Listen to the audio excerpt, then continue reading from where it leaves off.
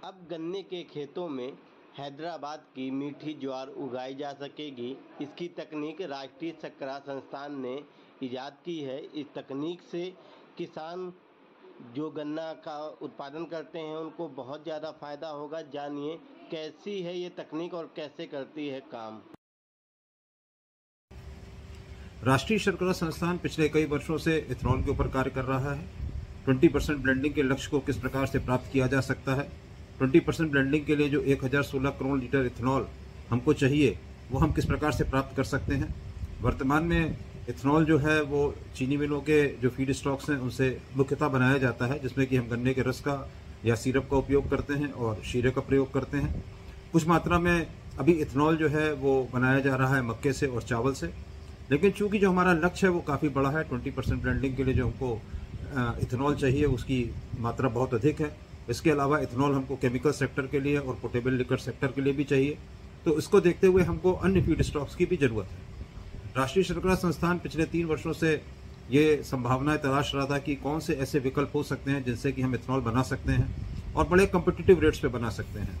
पहली फसल जो हमने देखी वो देखी स्वीट सोरगम की या मीठी चरी की।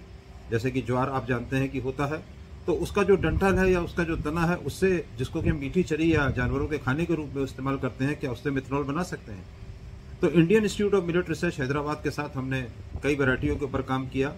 5 वैरायटी ऐसी थी जिनका कि चयन हमने किया और अपने फार्म पे हम पिछले 2 साल से उसको उगा रहे थे, ये देखने के लिए कि हमको उसकी ईल्ड कितनी मिलती है और इथेनॉल उससे हम कितना प्राप्त कर सकते हैं।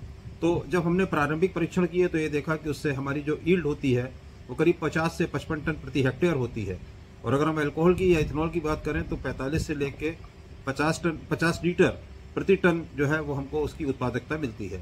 तो प्रॉमिसिंग वेराइटीज़ हैं और उससे ये देखा जा सकता है कि हम इथेनॉल को प्राप्त कर सकते हैं। इसको आगे ले जाते हुए हमने ये देखा कि अगर हम इसको गन्ने की सहफसल के रूप में अगर हम उगाते हैं तो क्या कर सकते हैं, क्योंकि अगर गन्ने के खेत में हम इसको एक सहफसल के रूप में उगाते हैं तो उससे किसानों को भी फायदा होगा और चीनी मिलों या इथेनॉल उत्पादक इकाइयों को भी फायदा होगा। जब हम गन्ने की 2 रो के बीच में, जो कतारों के बीच में अगर हम इसको लगाते हैं तो क्या होगा कि उसी क्षेत्रफल से जो प्रति एकड़ कह लें या प्रति हेक्टेयर कह लें, हमको गन्ना जो प्राप्त होना है वो तो प्राप्त होगा ही, जो 75 टन या 80 टन गन्ना प्राप्त होता है। साथ ही में हमको 45 से लेकर 55 टन हमको स्वीट सोरगम या मीठी चरी भी प्राप्त हो सकती है।